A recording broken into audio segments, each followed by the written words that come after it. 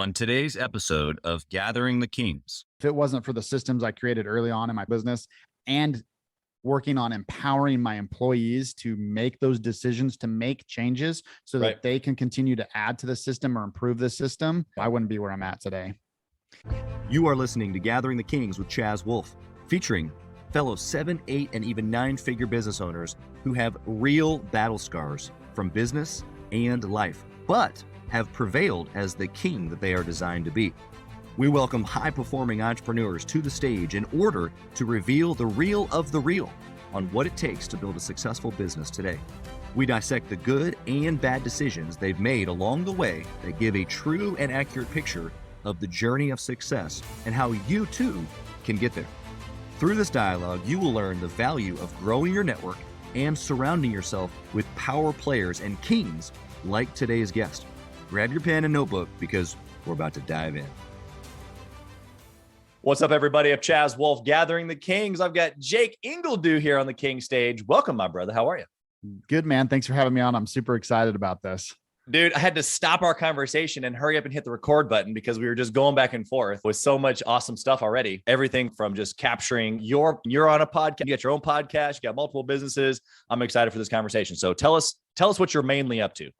Oh gosh, I've got my hands in too many fires right now, dude. So I own 417 Pest Solutions, which is a pest control company, and it's doing really well. I just recently started a lawn mowing company, and it's pretty much running itself. I just have once a week meetings with it. I've got the podcast, the Growth Circle podcast, and then I'm also actively investing in real estate. And right now I've got 4 houses that we're working on. And then me and my business partners are looking at purchasing another business. So that's in the works right now. So that's pretty much what we've got going on right now. I love it. Yeah. It's just a classic example of multiple hoses filling up the pool. And I think I can relate to that. I think a lot of entrepreneurs can relate to that. I'm going to dive into some of your story here because I want to know some of the things that you've done to be able to do that. I think a lot of entrepreneurs try to do all of what you just said all at the same time, and it actually becomes a big distraction and they don't do anything very well. So I definitely want to get into some of that as well. But before we do, why are you pushing the way that you're pushing, bro? You're going in a lot of different angles at once. There's obviously a bigger picture to you. What's your big why? I think there's a lot of reasons, but yeah, it comes down to my why, my vision, and essentially it's freedom. I want the freedom to be able to make choices. And people say the money's the root of all evil, blah, blah, blah. There's a lot of stuff out there, a lot of stigmas about money, but money allots me choices. So I can do whatever I want with whomever I want, whenever I want, wherever I want, and I can live a more intentional life, especially since I've got a family and I can choose to be with them, or I can choose to work or do other things. And wealth allows me to do that. So that's why I'm just pushing so hard to provide financially that way. Yeah, no, I love it. I'm curious to know underneath, does that come from not having a bunch and you're trying to get what you didn't have? Or does it come from a phenomenal example of a previous entrepreneur in your family? Like, where does that come from? Where does that stem? Yeah, I'm super glad my parents don't listen to any of the podcast stuff I do. But we were white trailer trash. No, I'm just kidding. We did live in a trailer at one point, but my parents have been bankrupt twice that I know. And they always lived paycheck to paycheck. Money was always a stressor. I'm pretty sure the reason why we had Christmases sometimes was because my grandma would pay for us to be able to have stuff. And I think just from an early on stage is just, I didn't like that. And I never wanted that. And this sounds terrible. And I love my parents, but almost anything that they did, I associate almost negative with, and I've just ran the other direction. And that's one of them. Yeah, 100%. It reminds me, I didn't know my dad until I was 24 years old. He didn't know I existed. And so before that, my mother-in-law was married at a pretty young age. And she said, "Hey, Chaz, like, why are you so pushed? Why are you so driven?" And she asked if it was because I was trying to not become who I thought was my dad. And so even though I would say our upbringings from a financial standpoint were similar, I was the other side of the coin. I always felt like I was running toward whoever it is that I wanted to become. But I know it's one or the other. Usually it's, I don't want this or I want this, and it's one or the other. And it sounds like we were on different sides of the coin there, but it's great. It's the same place of inspiration. Let's just say. Yeah, for sure. Okay. How did you get started in business? Obviously you got several, but take us back a little bit. How did it all come together at the very beginning? Gosh, it's a long story, but I'll just keep it somewhat brief. Right out of high school, I went into the military. I was in the military for 4 years. I did one tour over in Afghanistan, got out, served a 2-year church mission after that. Came back to the area I served a mission, which happened to be Missouri. Came back, married a gal, started going to school to become a dentist, was over halfway through my major, job shadowed a bunch of dentists, was about to take the DAT, and which that's to get into dental school. And I was like, I hated it. I didn't like it. Every dentist I job shadowed, they seemed to hate their job too. And the whole time I'd been interested in business and real estate. So I was like, you know what, maybe I'll just switch my degree to business, which is what I did. And this whole time, every summer in between semesters, I was doing door-to-door pest control sales. My first summer, I made $50,000, which is significant for a college student. Oh yeah. Especially in a 3-month period of time. Yeah. So one thing led to another. Next thing you know, I'm dropping out of college and starting my own pest control company. And we've just taken off since then. Wow. First off, thank you for your service. Can't thank you enough for that. We appreciate that. Dude, I so resonate with just your thinking you're going to go one way and then the circumstances changing your story. But my wife's a dental hygienist, so I know the dental world a little bit. And you're right, dude. Most of those guys are not business owners. Nope, not at all. They've got a job. And I think the ones that are uber successful, think of just maybe like contractors or whatnot, just like a pest control company. If you're just a pest guy, then it's just no more than being a dentist. Yeah. But if you're a business owner or a business guy, then you're running a business and the widget just happens to be teeth, or in your case, pest control or whatever it is. I think what you experienced there is what I experienced with insurance early on. I did that too for about a week. Yeah. But it's the same thing across the board. Like we can find that one thing where it's all about the one individual, or you can build a business. Yeah. And that's the other thing too, is that's been a huge transition for me. I don't know if people have read Cash Flow Quadrant by Robert Kiyosaki, but a lot of people, including dentists, they're stuck in that self-employed category and they haven't moved over to the right side of the quadrant, which is owner investor.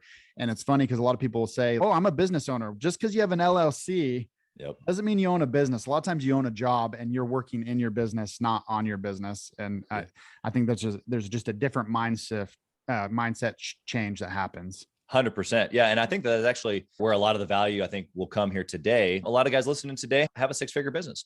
They haven't been able to hit the 7-figure mark yet. And that's a big part of what we do here in Gathering the Kings is how can we give them some nuggets from your experience today to move them along? And so I want to know at the beginning, you have this non-entrepreneurial background. You've got this, I thought I was going to be this medical person and then I want freedom more than that. And so you get involved in your first business, which started actually from sales. I want to know a good decision that you made in those early months or years, specifically around the 6-figure mark, where you're just trying to grow and scale. And this decision happened that we can write down. Yeah. And just to be clear, my personal net worth is I'm a millionaire, but my business is not there yet. So it's still in the early stages. It is grossing 6 figures for sure. Next year probably will be 7 figures. But some of the things that we focused on early on that I felt was very beneficial, and it's probably because I read all the time. I read almost daily. I knew from the get-go I wanted to create systems so that my business could run without me, so that I could go on vacation with my family or go do other things and not be working in the business and have a job, but actually have the freedom that I wanted. So that's one thing I focused on. I really focused on quality of service and getting Google reviews, which really propelled the business. And I'd also say probably the other thing that I focused on from the get-go that helped me scale my business is having mentors. Like I know I'm not the smartest person in the room almost every single time. And I am very good at leveraging other people's time, effort, talents, resources, and using that to help me scale. Yeah, I love it. And thank you for being reminding me and just being honest there, because you're right. The majority of folks that we have on the show have done 7 figures in revenue, and the reason why that is because, and you can do either one, qualify with the net worth or with the revenue. And the net worth is actually harder. I want to take a little side note here and go to that, because most guys, just because you've done 7 figures in revenue doesn't mean that you're keeping it, and let alone that it's part of your net worth. So there's like several stages here, usually, of doing 7 figures and then having a net worth of 7 figures. So the fact that you have multiple things going on at the same time, has that gotten you there? Or was it real estate? Like, how did you get the 7-figure net worth before doing 7 figures in revenue? Sure. Yeah, definitely the pest control has helped, because it's helped be able to fund a lot of real estate, especially at the beginning when I didn't understand. I knew the concepts of leveraging other people's money and not using my own money. But the first 3 deals I ever bought in real estate, I was putting the typical 20% down, had to come up with the money, yada. But now I have systems in place. I have better knowledge.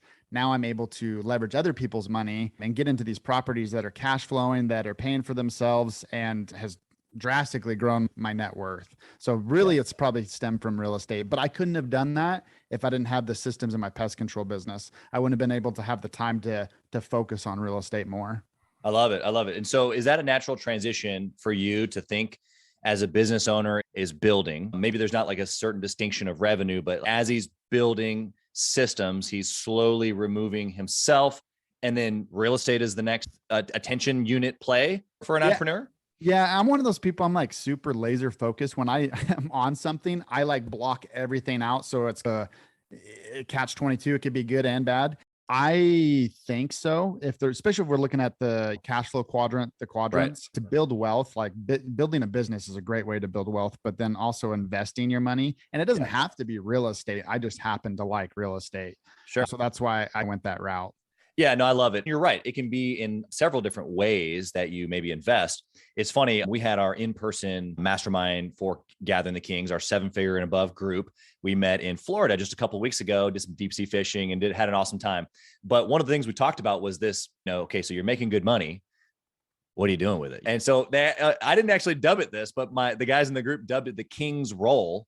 And because I talked about how I took money from the first business and I bought the second one. I took money from the first one, second one, and I bought the third one. And I took money from the first, second, and third, and I bought the fourth, fifth, sixth, and seventh. And all the meantime, I'm still working. I'm putting money into real estate. I'm just like rolling, just not taking anything. Don't pay me. Buy the next thing. Buy the next thing. Buy the next thing. And that's what you're talking about. It was so funny too, because I had this conversation with one of my other friends that's a multimillionaire, and I'm like, man, because as soon as I just recently hit the millionaire mark, and I'm like, man, I feel poor as crap, dude. Yeah. And he's, it's not all that it's cracked out to be. He said, you're gonna feel poor till you hit your first 5 million. And I'm like, I'm seeing that, but that's a lot of it's because I'm taking the cash and we're reinvesting it. Where there's usually not much money in the bank because we're constantly like trying to buy up more businesses, start new businesses, get into more properties and things like that.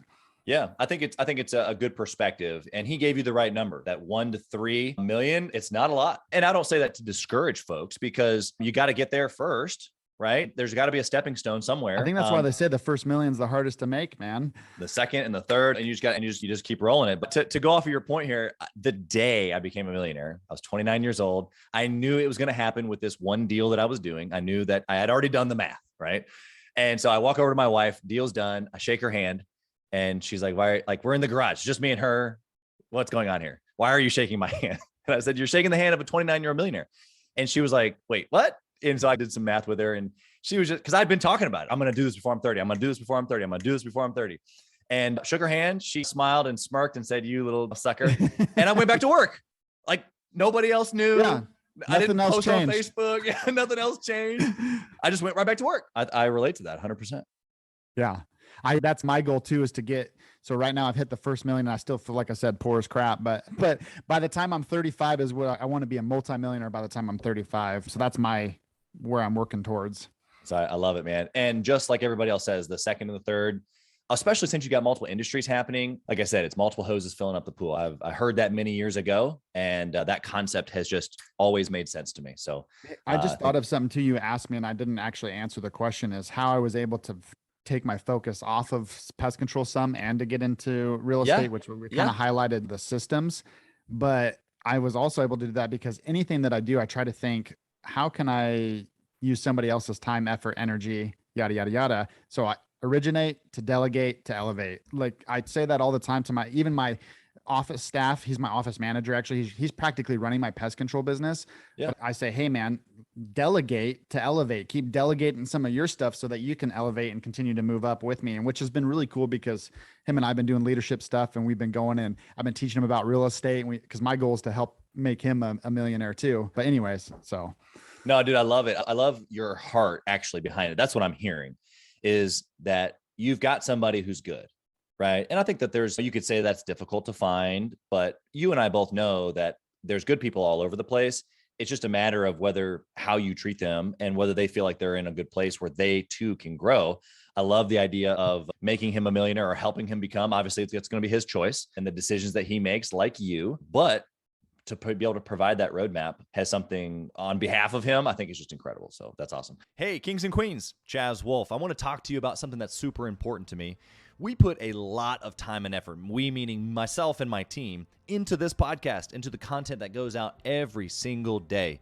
And if you have been getting any sort of value or insight from this, we want it to be able to reach other business owners too. So we would love if you would like, comment, share, leave a review, post, share again, all of the things on social media, on all the different platforms, or even on the podcast mediums of Apple and Spotify. We would love to be able to get our content into more hands, more entrepreneurs, so they can grow their business as quick as possible. Together, we are building a community of like-minded entrepreneurs who are committed to growing their businesses to new heights. So let's do this. Let's help each other. Let's help each other grow. What about a bad decision, bro? Give us the juicy details. What have you done to just screw things up? Gosh, do you want me to talk real estate? Do you want me to talk Give me the juiciest one you can think of. Dude, I'll tell you the most recent one that I did that cost me probably over $20,000. So I bought this real estate property, got it off market, so it wasn't on the MLS. I bought it for $85,000. It was going to take about $45,000 to fix it up. Easily worth $170,000. So I was going to be able to refinance it, pull cash out, do the whole 9 yards. I got a contractor in there because I was being cheap. I got a cheap contractor in there. And because I'm a person that doesn't like to micromanage people and I didn't have the system in place for this property, I pretty much let the contractor do his thing. I showed up one day and he was texturizing as he had put new fixtures in, which is like a big no-no. The job site was a mess. He was jumping from job to job. It was a complete disaster. And the big mistake that I made is not only did I not have the system in place or do my due diligence to make sure he was a good contractor. Yeah. I had already paid him up in full and the job wasn't completed. Ooh. So basically I'm out over $20,000 and I had to call up a friend that's a contractor that I never used before because I was like, oh, he's too expensive, even though he does good work. Don't be cheap, man. Don't be cheap. Anyway, so I called him up and I said, dude, I'm in a pickle. Can you come fix this? Now he's working on it and the house is fantastic. And I'm really hoping because of the work he's doing, it might appraise for more than what I originally anticipated. And I'm hoping that I'll still be able to make money on this deal. Yeah. So the lesson there, you said it several times, don't be cheap, but I think that can apply to so many different areas of business. First off, just because something's expensive, let's identify this. Just because something's expensive doesn't mean necessarily that it's the best. There's a false understanding there as well. But this idea of I'm just going to get it for cheap, I'm going to get it for cheap, usually doesn't work out, whether that's with your team, whether that's with vendors, whether that's with relationships with other folks. Like I have just experienced this myself. Almost the exact scenario in real estate that you just described. I went through that. I had a guy at the very last, one of his last punch list items, he wanted to do electrical. Bro, everything else is done. What you talking about? We need to do electrical. Anyway, the reality is that the checklist, but then it's also the mixture with, I got to find quality people. Yeah.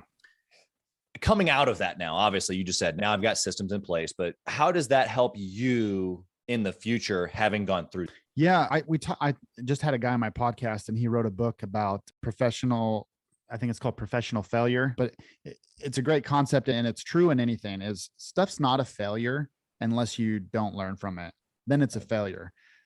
This has been a very expensive learning curve for me. So now I know not to make that mistake again, but I'm so grateful that I made the mistake. It could have been a bigger deal with more money down the road. And so I completely learned from this and now I'm able to go forward. Yeah. Yeah. The mindset of professionally failing is 100% right. For you, does that translate over, I'm curious, into the other businesses? Like how does it? Because it does, obviously, but how does this mistake in real estate translate over to the pest control company? Yeah, it translates in a couple different ways. First of all, you can look at it as I hire the contractor. So he's essentially an employee for me, right? Hire slow, fire fast. Do your due diligence. If someone's not a right fit for the culture or you're having some red flags, fire quickly, but hire slow. That's one thing. The other thing probably is just to make sure you have systems and a team in place, because that's going to propel you and help you to be successful. If it wasn't for the systems I created early on in my pest control business and working on empowering my employees to make those decisions, to make changes so that they can continue to add to the system or improve the system, I wouldn't be where I'm at today. Yeah. One thing that you said that I want to just highlight for the listener as well, you said, I'm not the type of person that wants to micromanage. And at some point we realize that people, most people need to be managed. That's why they're not entrepreneurs or even subcontractors, contractors that we're using or vendors. They need to be managed to a degree. And so even though it may not be you, your personal trait that is a good manager, there still has to be managing traits or systems in place. And so maybe it's just a checklist for the contractor, or maybe it's you actually, now you have a checklist of how you follow up on a property or your pest control, whatever it is. The reality there is that whether as an entrepreneur, we like personally to be micromanaged, because that's really what we're saying is, I don't want to be micromanaged. That's why I'm an entrepreneur. That's why we're an entrepreneur. But the reality of it is that in order to get stuff done, the process has to be managed. And so if it's not you that's willing to micromanage it, or at least create the system for someone to follow, then you've got to find somebody who can ride the pony, is what I call it. Like we got to get on and we got to go. Yeah. Otherwise, it's just never going to get done, at least not to the pace that we're hoping for as entrepreneurs. I really liked what you said too, is that the process has got to be managed. I have found that 99% of the time, if something is not happening or getting done in the workforce, a lot of times it's not the person, it's the process. So you always got to blame the process, not the person. And so you got to go back and reevaluate. We are implementing a program in my pest control company. I don't know if you've heard of it. It's called 2 Second Lane. Okay. Paul Akers, the owner of Fast Cap, created this. And anyways, one of my mentors, I talked about him to you earlier, is Hugh Carnahan, the Hillbilly Millionaire, has taught me this platform. And essentially what it is, it's all about, and this is where I think we miss the mark as business owners. Our purpose in our business, us as entrepreneurs, as business owners, our purpose is to develop our people. That's our number one job. And so if we can develop our people and empower them to problem solve and critically think, and empower them to make changes and allow them to do that, to make their life easier. So whatever's bugging them, fix that thing. Yeah. Dude, you'll start growing so much. It's just been awesome doing that with my company. Yeah, the phraseology there, we're gonna have to quote you on that, but it's the problem's not with the person, it's with the process. Because at the end of the day, is if you're finding good people, if you're pressing into them, if you're empowering them, but there's a broken system. I think in every startup company, you have this period of time. It could be a couple of weeks, could be a couple of years, where you're just kind of fumbling through things. And hopefully, like I've done with several, is you find really good people that can give you grace to kind of work out the process, because it's not going to be perfect. That's for sure. And you've got to have somebody, because it's not their fault either. Yeah. But we got to be able to come together and go, okay, so there's a problem here and we got to identify it and we got to fix it. But that's the process that we're like, especially in a startup or sub 7 figures, you're really trying to get the momentum going, which is all around both of those things, the people and the process. That's what's awesome about what we're doing with 2 Second Lane is in every morning from 7:30 to 8, if you're working that day, I pay my employees to fix what's bugging them. So we call it the 3S time, which stands for sweep, which is basically clean up the area or organize the area, sort. And that means, what you use most closest to you and what you use least, either higher or further away from you or even lower. And then standardize it. And if you empower your people to make those decisions, especially since they're like, for example, my technicians, they're the ones out in the field. They're the ones spraying pest control. So they know more stuff than I know, even at the higher level, because they're out in the field. For an example, where I'm going with this is we made a process to where they get out of the truck when they're at a customer's house, they grab the backpack sprayer, they grab the handheld sprayer, they walk up to the front of the door, put the backpack sprayer down, use the handheld, go on the inside, come back out, drop the handheld down, grab the backpack, do the outside, then grab both and put it in the truck, because we're thinking on such a micro level of how to be more efficient, more effective, and yada, yada. I did a ride along with one of my guys and he wasn't doing that. And I'm like, why aren't you doing it? Come to find out, because the backpack's so heavy, it was a pain in the butt to put it down and then to reach down, grab it and pull it back up. So now what we do is we back into people's driveways. The tailgate comes down. They put the backpack on there because it's on them. They just sit it there and they do that. But you won't know that unless you follow the process all the way through and empower them to say, hey, when I take this thing off and get it back on, it sucks. I don't like doing it. Fix that thing. Exactly. I love that attitude. Okay, so I want to go speed round with you here. My first question is around your all-time trackable metrics. So if you take all your businesses, real estate, pest control, lawn care, all these things, dwindle them down into one trackable metric. If you could only track the one forever and ever, what would it be?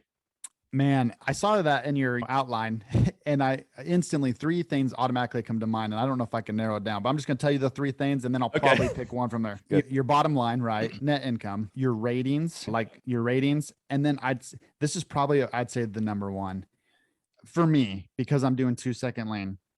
If my people are making improvements and not just in the company, but their own personal lives, then I know that my program of developing them is working.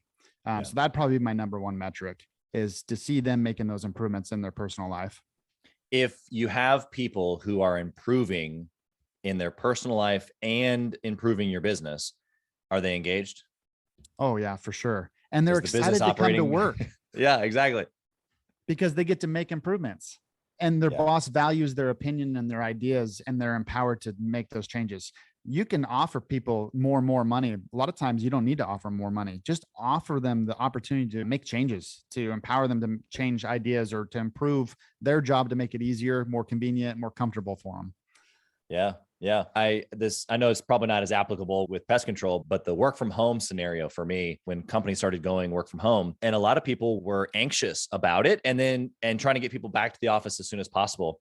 And to me, I'm like it's 2022, bro. What can I offer my person? If I'm a good manager, if I'm a good communicator and a good person that sets proper expectations, really all I want is a certain deliverable. And if that person gets those deliverables done in Hawaii, fantastic. If they get them done on their porch, fantastic. Or if he's got 8 routes to do and he gets those 8 routes done in 4 hours and the other guy gets it done in 8 hours, what does it matter? Maybe I'm a little different in my thinking, but I just see it as a tool to be able to use inside of businesses, whether it's work from home or something similar. My point is that we can look at what it is that we're asking people to do and ask, does it need to be done this way? Since we've always done it this way, does it have to be done this way going forward, or can it be different? Can we offer some flexibility here? Does that help them grow as an individual? Maybe not. I don't know. You learn so much more by asking questions. Something we try to do in my company is ask why 5 times. It will help derive the solution a lot of times. Like, why are we doing it this way? Why this? Why this? And ask it 5 times and you'll be like, holy cow, here's a better way. Yeah, dude, that makes me think of, it's that old adage. It's the Thanksgiving turkey or ham gets cooked in a pan and mom cuts off the end of this end of the ham, that end of the ham. And the daughter asks or son asks, hey, mom, why do we do that? And she was like, I don't know. Grandma always did. And so he goes into the next room and, hey, grandma, why do we cut off the ends of the hams? She's like, I don't know. My mom always did.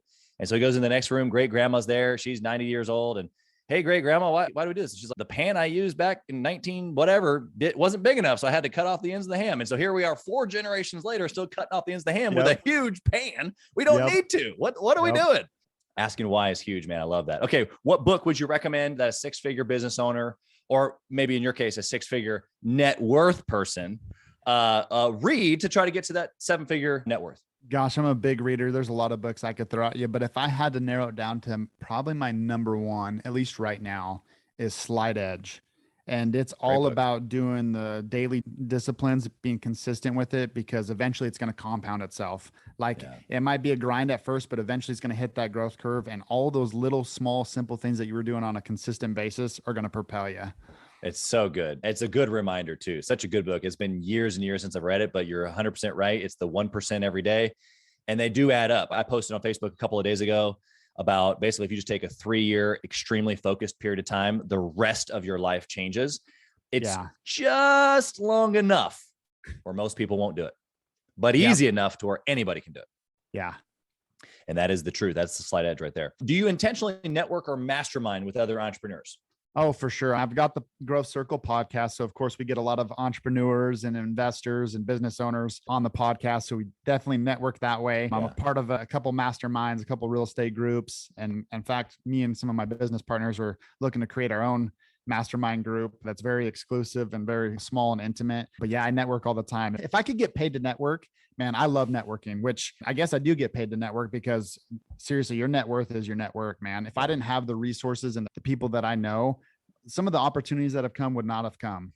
Yeah, 100%. Or even the knowledge to be able to handle those situations when they came. I think it's a both and hearing your story, especially with how you've built your wealth. That's fantastic. Okay. I got a question for you that's not on the sheet. Throw you a little curveball here. If you only had 1 hour in the week to work on your business, what would you do in that 1 hour to successfully run your business like you do now? 1 hour a week? 1 hour a week. Probably. Ooh, that's a tough one. I probably would just focus on developing my people. And we already have a system for that we do on a daily basis. So then I would just turn it into a weekly basis where we're developing my people and empowering them to make decisions and improvements and standardize it. Yep. Love it. Okay. And last question for you. If you lost it all, Jake, what would you do? Go after it again. Like, it's so funny. Like, I feel like my mind around money has changed so much because I used to have that scarcity mindset where it's, man, if I lose it all, and I feel like that fear limited me from some of my potential. And I've realized money's a game, man. Like, sometimes you win, sometimes you lose, but dude, you can go get money again. It's not that. It's once I've realized the power of like leverage and networking, dude, you can go get money and make money so easy. Yep. I love it. The idea of rolling over didn't cross your brain. No, but it was the first million was so hard though. Come on. The pride in me would probably be like, oh, suck. Everybody saw me at doing what I was doing and then come down to the bottom. Yeah, it would suck. And I'd have a little bit of pride about it, but I just got to be humble enough to like, all right, let's go again. I'd like to see some of these other people try. At least I'm trying. At least I'm putting myself out there. A lot of people aren't even willing to step out in the dark and try. It's funny. You're the first person. I've asked this question nearly on 100 shows now. And you're the first person that's brought up the feeling of, oh, dang, it's pride. Yeah. But it's I was once featured on a 7-figure plus podcast, and now I have nothing. It's that moment where we can get in our own way, really. And so my question to you on that is, how is that for you? Or how do you think that same thing is holding the listener back? I think that people get too caught up with fear and, oh, but I'm not this, I can't do this, yada, yada, yada. Or they feel like they don't have all the information to make the decision. Dude, you'll figure it out as you go. Just start taking massive action. You start taking action, you're going to learn and you're going to go. The thing is, and I'm a faith person, right? The opposite of fear is faith. And what faith is, it's action. It's taking action when you don't know the outcome. That's what it is. So just go take action. Things will start happening. Yeah, you're 100% right. And that does apply to faith in all areas. There's a lot of times where I don't understand things in business or things in the spiritual, and I'm talking about faith. And it's like, I'm going to take action in this regard, hoping that I figure it out along the way.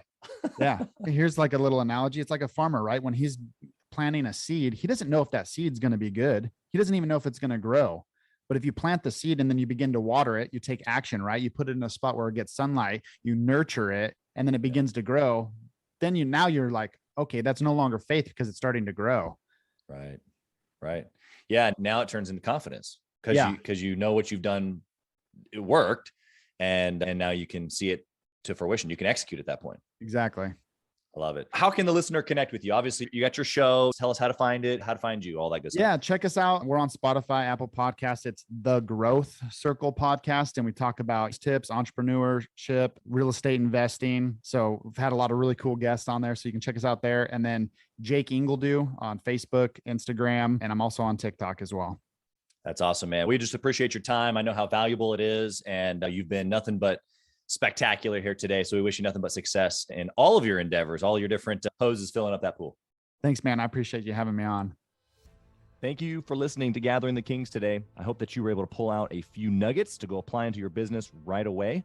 More importantly, though, I hope that you're realizing that it takes more to be successful than just being by yourself, doing it all on your own, carrying the weight all by yourself.